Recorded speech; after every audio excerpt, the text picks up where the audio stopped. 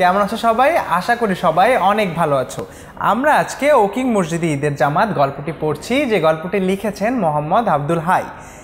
ইসলাম বিশেষ কোনো একটি জাতির ধর্ম নয়, অর্থাৎ এখানে বলা হয়েছে ইসলাম ধর্ম কিন্তু কোনো একটি বিশেষ জাতির ধর্ম নয়। নানা জাতি, নানা দেশে ধর্মের বাঁধনে কি অদ্ভুতভাবে বাধা পড়েছে এখানকার ঈদের দিনে ওকিং তার অপূর্ব দৃষ্টান্ত তুলে ধরে। অর্থাৎ নানা জাতির, নানা দেশের ধর্মের বাঁধনে কি একটি অদ্ভুতভাবে বাধা পড়েছে। অর্থাৎ বিশ্বের বিভিন্ন প্রান্তের মানুষ, বিভিন্ন রকম দেখতে, তারা বিভিন্ন রকম আকার, তারা যে সকলেই ধর্মের বাঁধনে কি অদ্ভুতভাবে বাধা পড়েছে সেটি কিন্তু ঈদের দিন ওকিং মসজিদে দেখা যায়। অর্থাৎ তারা কি সুন্দরভাবে সকলেই ইসলাম ধর্মের বাঁধনে বাধা পড়েছে সেটি। ওকিং মসজিদের সামনে বিরাট সামিয়ানা খাটানো হয়, অর্থাৎ ওকিং মসজিদের সামনেই কিন্তু বিরাট সামিয়ানা খাটানো হয়।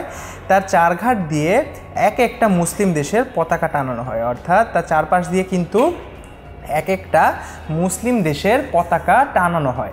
তাহলে চলো দেখি আমরা কোন কোন দেশের পতাকা সেখানে টানানো থাকে, তার মধ্যে কোনগুলোর কথা এখানে বলা আছে।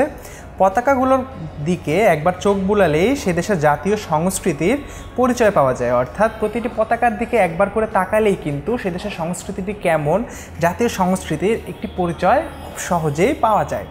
ইন্দোনেশিয়া, বাংলাদেশ, পাকিস্তান, আফগানিস্তান, সৌদি আরব, লেবানন, ইরাক, সিরিয়া, মিশর, তিউনিশিয়া, তুরস্ক প্রভৃতি দেশে নিশান আকাশে উঠছে। অর্থাৎ আমরা এখানে জানতে পারলাম ওকিং মসজিদের চারঘাট দিয়ে কিন্তু, মসজিদের সামনে যে সামিয়ানা রয়েছে তার চারঘাট দিয়ে কিন্তু এরকম আরও বিভিন্ন মুসলিম দেশের নিশান আকাশে উঠছে।